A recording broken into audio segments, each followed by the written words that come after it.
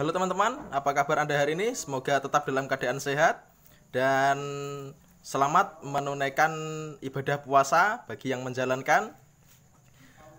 Oke, kali ini video saya akan memberikan contoh-contoh bambu yang bisa dibuat sangkar teman-teman.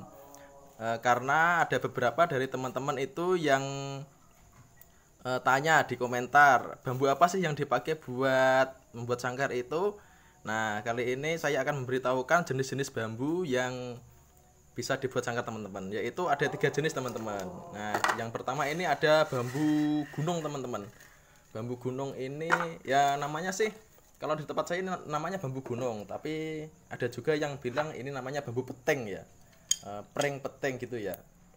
Ya bebas sih, ini namanya beda-beda di setiap daerah, tapi yang jelas bambu ini tumbuhnya itu di area dataran tinggi teman-teman.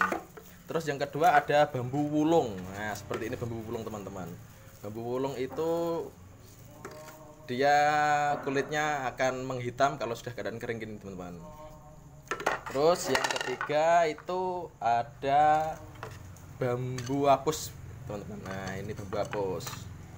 Nah, kali ini saya akan terangkan kelebihan dan kekurangan dari 3 jenis bambu ini teman-teman. Yang pertama ini bambu gunung ini, dia kelebihannya itu dagingnya sangat tebal teman-teman.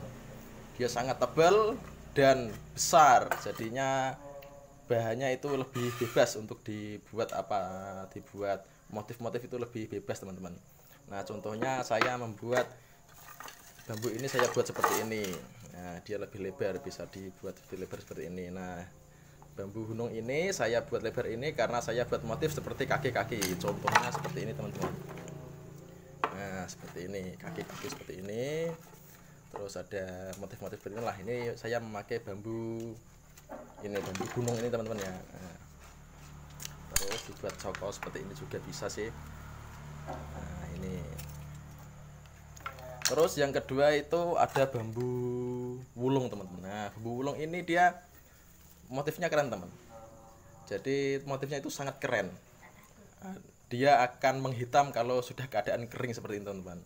Nah, ini saya pakai untuk membuat tiang atau soko-sokonya teman-teman. Contohnya seperti ini. Nah, ini saya pakai untuk membuat soko-soko seperti ini. Nah, ini teman-teman. Nah, teman-teman juga bisa pakai bambu ini untuk membuat soko atau yang lain juga bisa. Tapi saya sarankan bagi teman-teman yang masih belajar dalam membuat sangkar itu memakai bambu yang ketiga ini teman-teman. Nah, ini namanya bambu apus teman-teman. Ini kekurangannya dia dagingnya nggak bisa setebal bambu yang lain ini ya, yang dua ini ya. Dia agak lebih tipis, tapi sudah cukup ini. Udah cukup kalau dibuat sangkar perkutut, dia sudah cukup tebal. Karena sangkar perkutut itu tebalnya hanya membutuhkan kurang lebih itu 5 mili teman-teman, atau sekitar setengah sentian lah. Nah, ini bambu ini. Terus dia selain dia ulet, untuk bagi teman-teman yang masih belajar kan pasti mengalami kesulitan untuk membengkokkan. Nah, kalau teman-teman memakai bambu ini bisa lebih mudah karena ini lebih ulet dan rosnya itu sangat panjang teman-teman, bisa mencapai 70 cm. Dari ros ke ros itu bisa mencapai sekitar 70 cm lah. Nah, biasanya bambu ini itu dipakai buat pengrajin jeruji sangkar, karena ini panjangnya kan bisa mencapai 70. Jadi biasanya itu pengrajin jeruji sangkar itu memakai bambu ini. Dan teman-teman juga bisa memakai bambu ini karena bambu ini lebih ulet, lebih panjang juga rosnya. Dan tapi teman-teman jangan lupa ya, waktu proses membengkokkan itu teman-teman harus keadaan setengah kering. Jangan sudah kering seperti ini ya, tapi setengah kering. Jadi teman-teman kalau baru ambil dari pohon, dari nebang itu kan masih basah. Nah, dijemur dulu sekitar 2-3 hari. Kalau sudah keadaan layu atau setengah kering, teman-teman baru bisa diproses. Nah, dan bambu ini juga ini, kalau bambu ini kesulitannya itu waktu membengkokkan, dia itu lebih mudah patah teman-teman. Apalagi sudah keadaan kering seperti ini, pasti sangat sulit untuk membengkokkan. Jadi kalau teman-teman memakai bambu ini, usahakan masih dalam keadaan basah teman-teman. Dari baru nebang langsung bisa diproses. Cuman ini nggak enaknya itu dia lebih mudah patah, nggak seperti bambu ini, dia lebih ulet.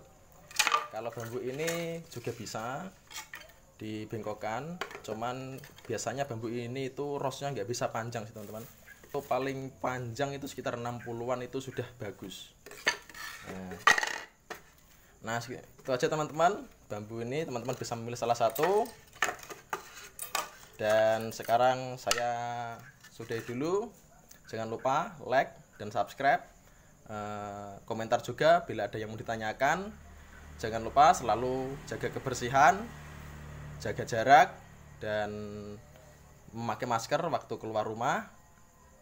Dan semoga teman-teman terhindar dari virus corona dan selalu tetap semangat belajar membuat sangkar. Dan sekarang saya udahi dulu video ini. Terima kasih. Assalamualaikum warahmatullahi wabarakatuh.